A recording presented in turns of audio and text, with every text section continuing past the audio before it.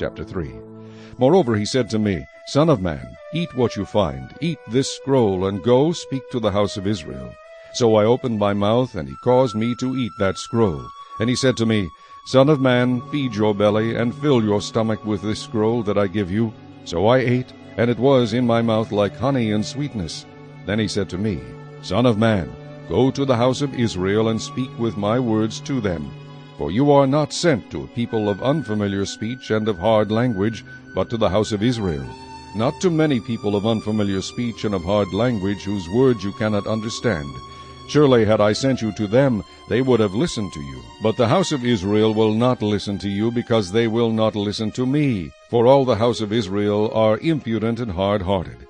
Behold, I have made your face strong against their faces, and your forehead strong against their foreheads. Like adamant stone, harder than flint, I have made your forehead.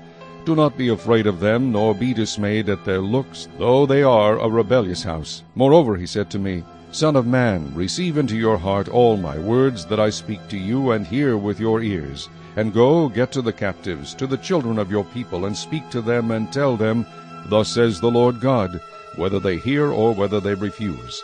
Then the Spirit lifted me up, and I heard behind me a great thunderous voice, Blessed is the glory of the Lord from his place.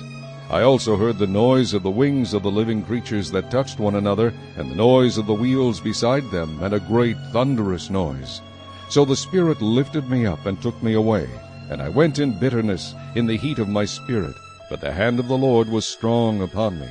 Then I came to the captives at Tel Abib, who dwelt by the river Chebar.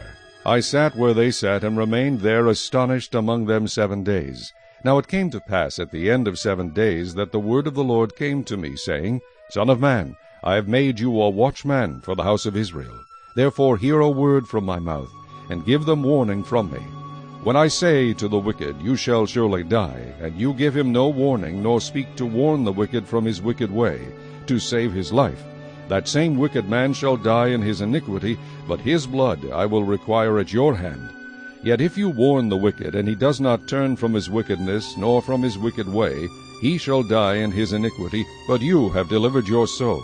Again, when a righteous man turns from his righteousness and commits iniquity, I lay a stumbling block before him, he shall die.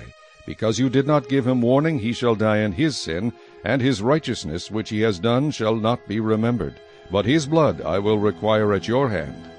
Nevertheless, if you warn the righteous man that the righteous should not sin, he shall surely live, because he took warning. Also you will have delivered your soul. Then the hand of the Lord was upon me there, and he said to me, Arise, go out into the plain, and there I shall talk with you. So I arose and went out into the plain, and behold, the glory of the Lord stood there, like the glory which I saw by the river Chebar, and I fell on my face. Then the Spirit entered me, and set me on my feet, and spoke with me, and said to me, Go shut yourself inside your house. And you, O son of man, surely they will put ropes on you, and bind you with them, so that you cannot go out among them. I will make your tongue cling to the roof of your mouth, so that you shall be mute, and not be one to rebuke them, for they are a rebellious house. But when I speak with you, I will open your mouth, and you shall say to them, Thus says the Lord God. He who hears, let him hear, and he who refuses, let him refuse, for they are a rebellious house.